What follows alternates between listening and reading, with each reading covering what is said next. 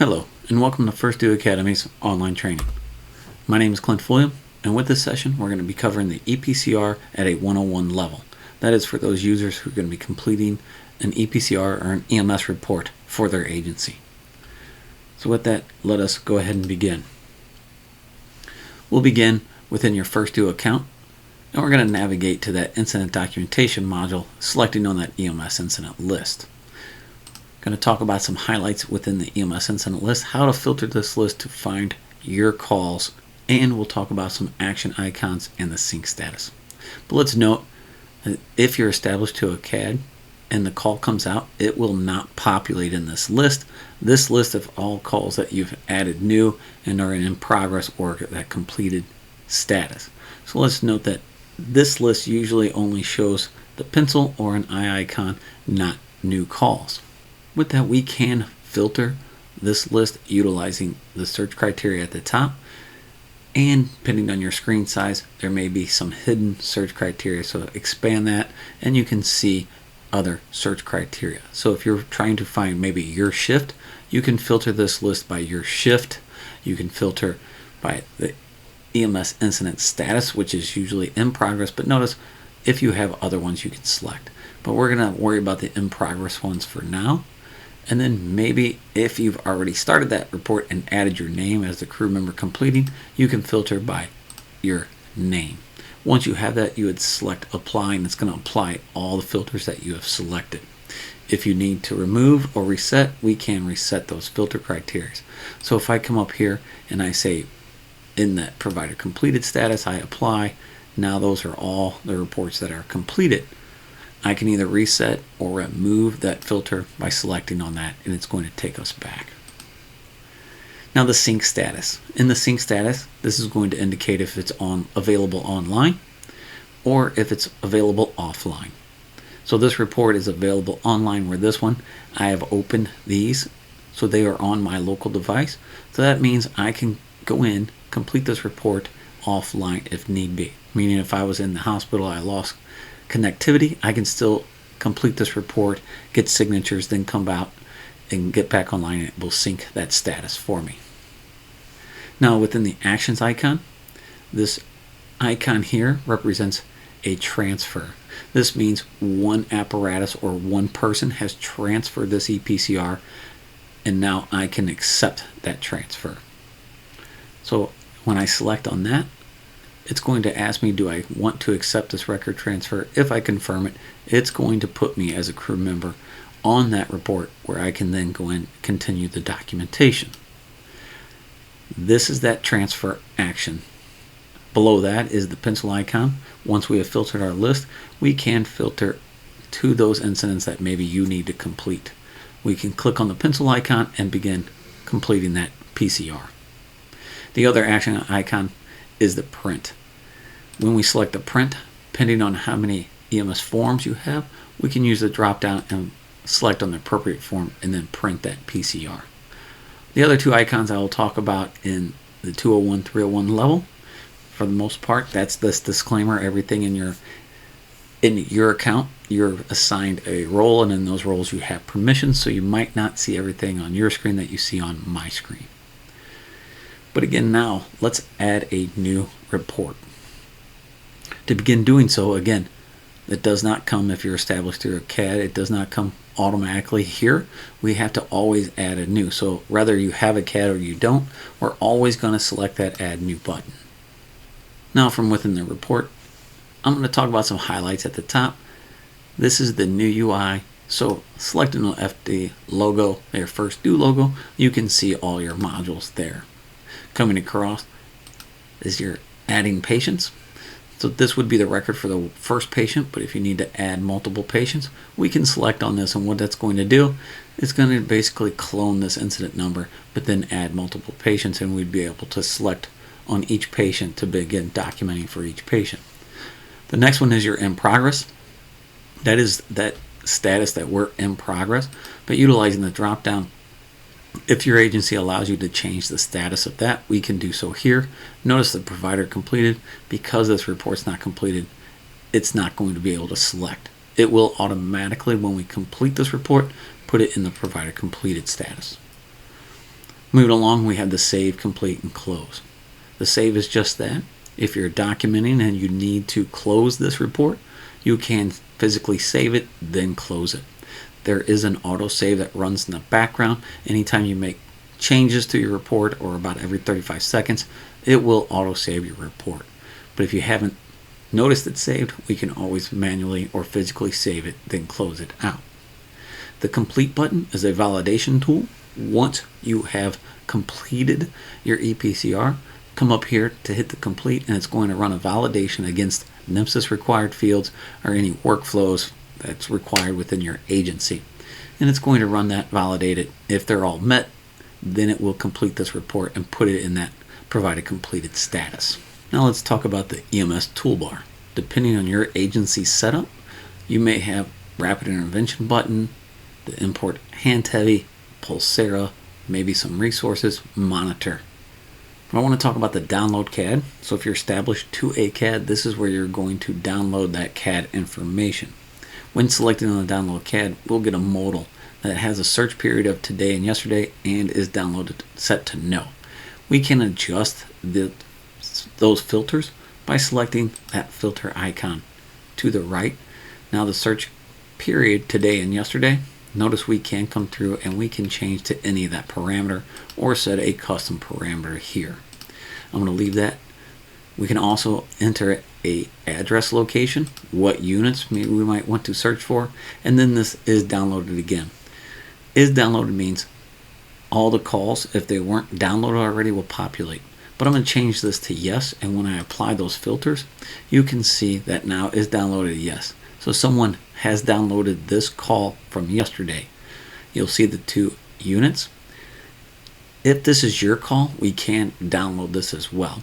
Utilizing the action icons is where you're going to download the call from. Now you'll notice that we have 2 units, so when we select on that icon, we need to select what unit we want to download the information from CAD. If you're the transporting agent or apparatus, you would select on that Medic 12 and then download from CAD. Once you've downloaded, you're going to get this if you want to import those crew members. So as we select that, we're going to import that information over. After downloading, you can see our button has changed to the refresh CAD. This indicates that we have downloaded information into our call. We can always select this to refresh that CAD information, or if we've accidentally downloaded the wrong call, we can come back over here and go to that download CAD modal again. Or you can refresh CAD utilizing that expand button. Now once you have downloaded a call, you'll notice a transfer button populates here if you have those permissions to transfer calls. Again, everything in First Do is permissions based, so you may not have that permission. That is from that EMS incident list. This is where one crew can come in and start documenting and then transfer this call to another apparatus. As you can see, we had Engine 12 and Medic 12 on this call, so I could transfer this to Engine 12 by selecting transfer. If this was a transfer to another unit, enabling this toggle and then selecting transfer. But I'm not going to transfer this one. I just wanted to show you once you download calls, this refresh CAD, you'll notice a transfer button. Some other import tools is that hand heavy and Pulsera. If you guys or any your agency uses the hand heavy or Pulsera, it looks the same as that CAD. We can filter, so you can filter the search period, the providers, and the age, and apply those filters. Again, once you have, you can select on the one and select next to pull that information over. Same with the Pulsera. We can come over here, filter our criteria, and then select and import that information. Another button you could utilize is the monitor. I'm going to switch over and we can import calls from the monitor. Here is that modal, last 24 days, but we can set a filter criteria. We can say for the last 3 days, apply those filters, and now you can see, you can select on it, and when we hit next, we can now choose what vital signs and what device we want to pull over. So if you need to pull the 12 lead, we can then select, and you'll notice the import. So you can choose what vital signs you want to import into this call and then select import. Now it has been imported successfully, so if we come over, you can see all our vital signs and our device, that 12 lead, has pulled over. If we need to edit any of that information, we can go through there and do so. Another tool is the rapid intervention. If your agency has set up any rapid intervention tools, you can utilize by pressing the button. Here are quick tools that you can quickly document that procedure, treatments, or vital signs all in one place by selecting on that. Now they will have, or you can have, things already selected for you. You just may need to document any other areas. Once doing so, we can add that blood glucose for this one. Once we hit save, you can see it has now added that, and you'll see this symbol. This means that we have documented from the rapid intervention tool.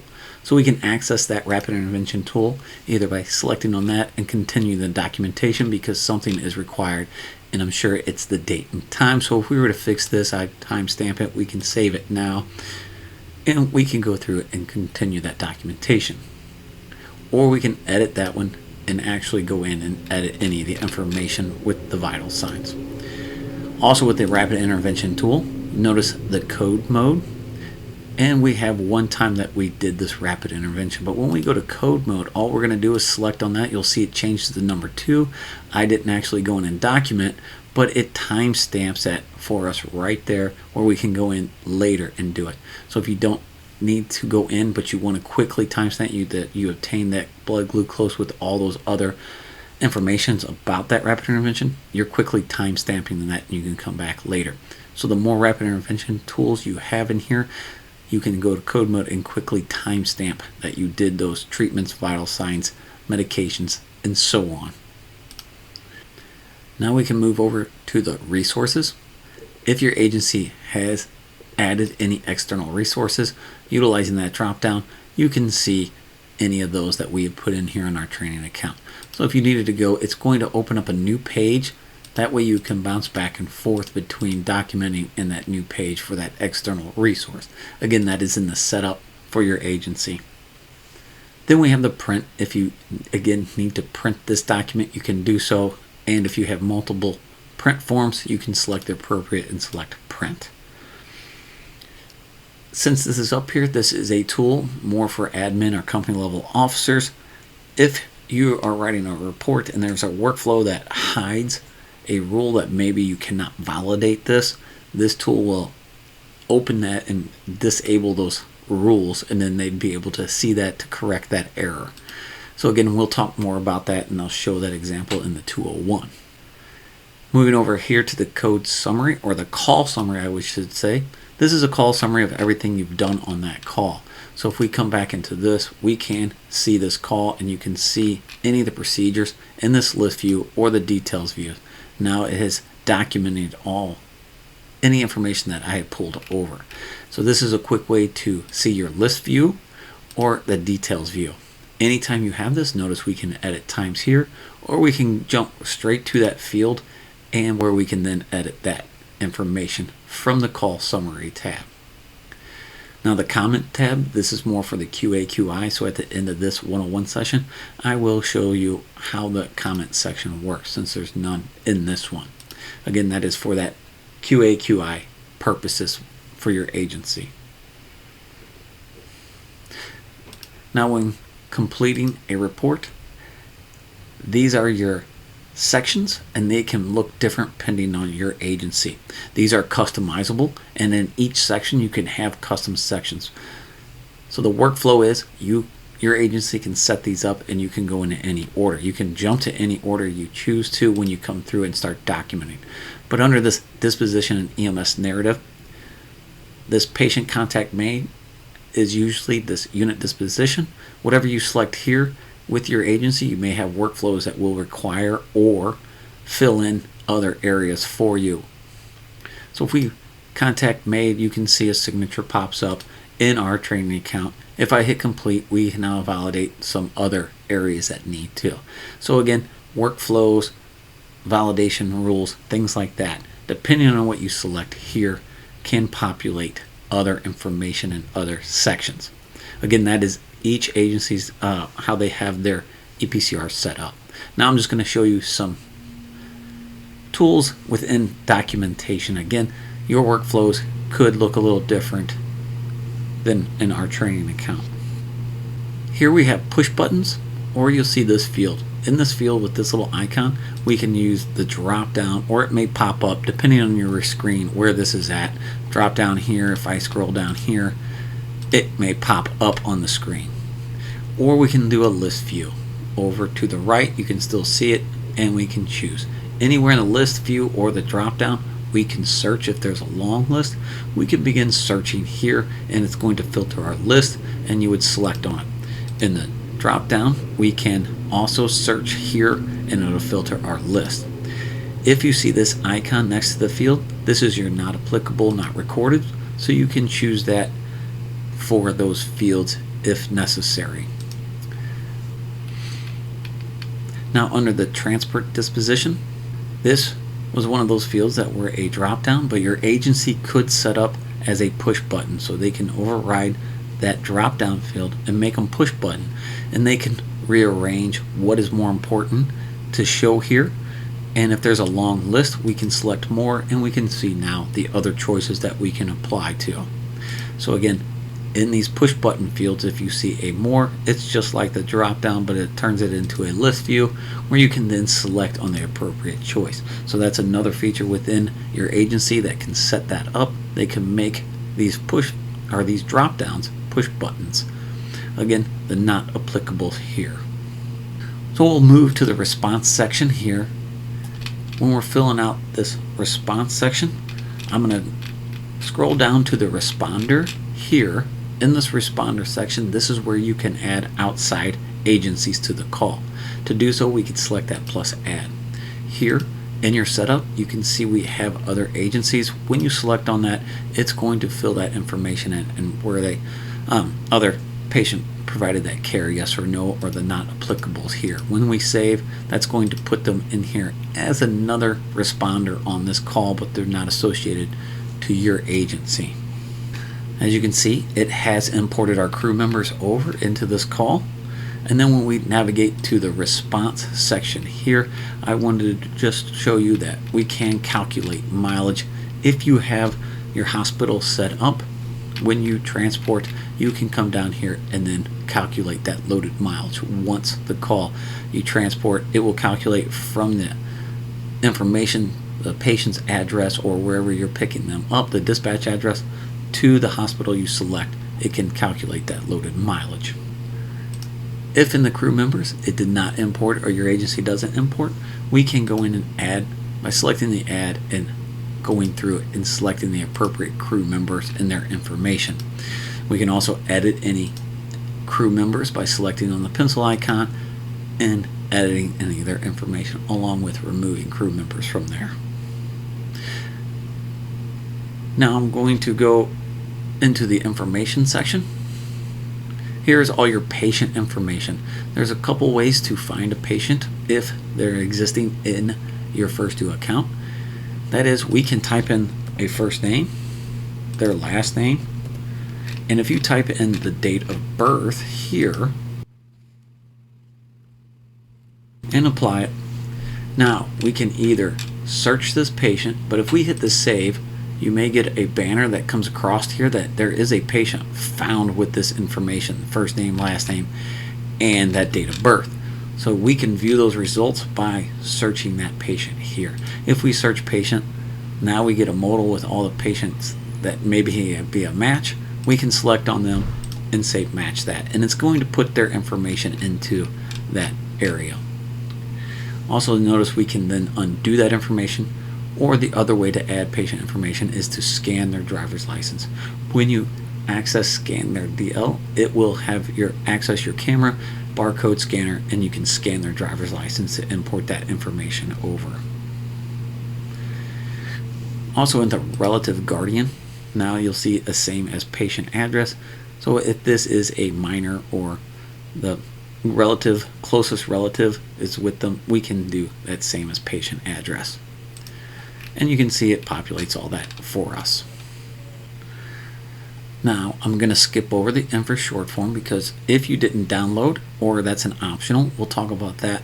But I'm going to go over to the assessment where I want to talk about the possible injury. If we say yes, notice an injury section appears here.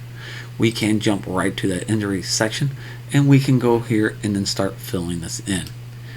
We can cause of injury, the mechanism, trauma, and you'll notice the main area of impact if this was a car. Now these numbers indicate, so if I select on it, it's going to autofill, or we can use the drop down and select on the appropriate impact. We have a motorcycle and a truck if need to. Where was the patient located? Any safety equipment used? And did airbags deploy? Now the ACN is for those electric vehicle charging, so when we select that, we can then document any of that if it's associated to this call. Also in the ACN, we can come in here and add seat locations, occupied, seatbelt, and airbag deployed. Alright, coming back to the top,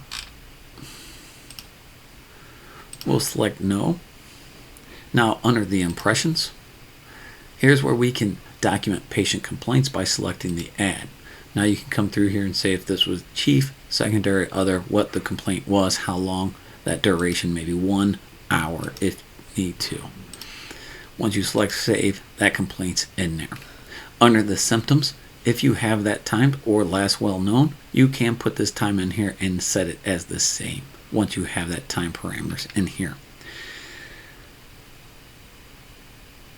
Also under the other associated here, we can edit any add or not recorded, not applicable. When we go to edit, now we can come in here, any other associated symptoms, present or not present, any pertinent negatives, things like that.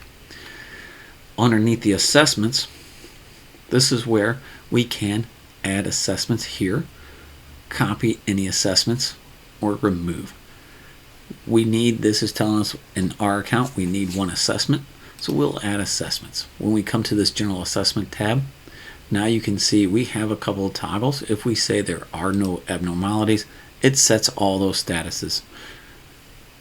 If we want to say it's a cardiac arrest, then there's going to be a warning that tells us, hey, we did say no abnormalities, are you wanting to switch? We would switch that, and now you can see that if I'm going to switch back to no abnormalities, but you notice you want to document something on their skin, we can go in there, pertinent negatives are present, not present here, and change those things if need be. Then once you save this, it's going to save that there. If you need more, we can come over here and actually copy this one, not delete, I apologize, we're going to copy. Now we have 2. So now we could go in and edit that time if we need to, if nothing has changed on that person. Come in here and now we can document or change that time or timestamp it to the current time. Underneath the cardiac arrest, this is a good example of workflows. When I say no, it has already filled out all the not applicables for me. So that's one of those scenarios with the workflows. But if we did not select no, any other ones, we would have to go through it and fill out all that information in the cardiac arrest. The last one in the assessments is the stroke. So when we come down here, if it was yes, then we need to go up back into the disposition to activate. But if no, no further. But if yes, we could go back into the disposition, and right below here is that hospital team activation. This is where you can add that you said yes, we have a stroke, code STEMI, anything like that. We can then document that and what time we initiated that. Now moving to the vital signs section, we can document vital signs here. Again, in our other one, if you added from your monitor, they will pull. But if you don't have a monitor or did not import, we can add vital signs by selecting on the add button and then filling out all the appropriate information needed for those vital signs. Once you're done, you select save and it's going to add those vital signs here for you. If you have vital signs in, you can copy those vital signs like we did with the assessments, or we can say we didn't, not applicable, not recorded for vital signs here. Lab imaging works the same as vital signs. If you want to upload any lab or imaging, we can select that and then fill out the appropriate information. Device, that is, if you import, it's going to show that device information. Now moving to the treatments, we can come over here and we can add our protocols, procedures, medications, and airway. Within the protocols, these all work the same, the not applicables or adding. When we add, what protocols, and then that age category. Same with the procedures, what procedure was it, and then any other information needed for it. Within the medications, works the same way. We select add, we give that medication name and any other information about that medication. Now, if you have a monitor and you have code mapped your monitor buttons, it can pull over medications, procedures, or any other that information if you have that code mapping. Again, join us for the 301 where I'll talk about how to code map your buttons on your monitor to pull that information over for you if you're utilizing the monitor button. Last one is the airway. This is just your airway confirmation. You can come through here and document, and then adding any airway confirmation by selecting the add and filling out the appropriate. Now, if your agency, you can build, again, I talked about custom sections within sections, so this is maybe one of the sections within treatments airway. You might want to do maybe an RSI if your agency utilizes RSI or vents. You can come through here and actually build a subsection about ventilation settings, things like that. Again, you can join me for the 301 where I can show you how to create subsections. But moving to the signature section, this is where you're going to obtain your signatures, patient signatures, receiving facility signatures, whatever your agency has that set up. You may notice that request supervisor review. So when this is in that completed status, it's going to drop into that QA/QI review. Down here we can get signatures by selecting on the three dots. We can come over here and select the edit. Now we can say type of person, who was the crew member, reasons for signing, and then we can select that sign they can draw here. If not, signature was not obtained, we would hit that toggle and then put in the reason why we couldn't obtain that signature. Once you hit save, we would give that reason, hit save, and that's, now you can see it's green. And you can repeat the process for any other signature blocks. If you need to add signature blocks, or your agency has set up signature blocks but they don't populate here, these are the default, we can come over here to add, and these are all the signature blocks within our training account. So your agency may have other signature blocks that aren't out here by default, but you want to capture signatures, you can then select the add and choose the appropriate signature block. Within the attachment section, this is where you can add any attachments, files, or images to it. So if you've opened this up on your tablet, you can actually take a photo, and that will access your camera on your device. Now when you take a photo from here, it does not save that picture to the device, it saves it within the report. You can add documents by selecting the add and then dragging or dropping any files to here. The billing and outcomes, for the most part, most agencies could have workflows that will put all this, but if your agency, if you need to gather any insurance information, things like that, that is in the billings and outcomes here. Now, this is a custom section that we created in our training count, but I wanted to bring your attention to the addendums. The addendums is a grayed out area. This is once a report has been completed and is in the provider completed, for those with the permissions can go in and do the addendums. So I'm going to close out of here because that is going through everything. Highlights when you get complete, you select that complete, it's going to run that validation. Everything's met, it's going to put this in the provider completed. So let's go ahead and close out of here, and I'm going to filter this list here to the provider completed status to show you when they're completed. We can access that report, and you'll notice the addendums is now available. This is a locked report. I can't make changes to anything in here, but if I needed to add an addendum, I could come down here and I can add an addendum, which I did prior to this. But if we needed to add addendums, we can come in here, we can timestamp it, and then we can adjust that or add to the addendum text. Now all you're doing is adding an addendum to this report. So that's that addendum. Now let's show you the QA/QI process. So let's filter this list one more time. I'm going to filter to the incident number, and I'm going to apply this. If your agency is utilizing the QA/QI process. You will receive an email, and you can then open your incident list or filter, or you can open it from the email. I'm going to just access it from filtering my list here. Now I'm in a call. You can see that I have a warning and I need to adjust to. This was a completed report, but I went into QA/QI. They reviewed it. They've submitted it back to me, and now they wanted me to make some changes or recommended that I do some changes in here. To view that, we're going to come over to this comment button, and you'll notice the complete button is now a submit for approval. So we're going to come to the comment button, and you can see we had 9 comments in here. We got 2 pending and 7 resolved. So you can jump to the resolved ones, and you can see all the ones that we resolved in a prior class. I just wanted to show you as you resolve those. There's also a well done. Those are the green icons. When we select on that well done, maybe they're doing a well done. Nothing needs to be done in here, but we can see those. But with the pending, you can come over here and you can select on that. So we can select on that field, and you can see the comment was document SPO2. So we can now edit this area here. You'll see the comment button up here, and that's what that's going to, and you can see the go to field here as well. So if you're coming through these fields and you see a comment, if this is not open, you see this comment button here, just like here, it will open that, and we can go to that field, which we're already in that field. Now we can come in here, and it's going to have that highlighted what they want us to fix. So now we can come over here and we can enter that SPO2. We can make comments ourselves and send it.